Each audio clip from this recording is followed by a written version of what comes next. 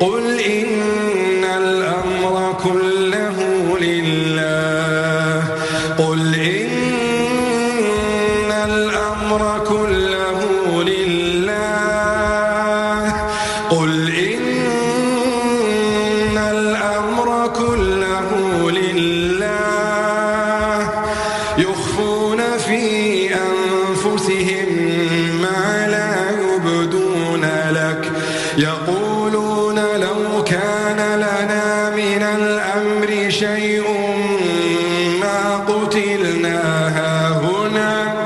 قل لو كنتم في بيوتكم لبرز الذين كتب عليهم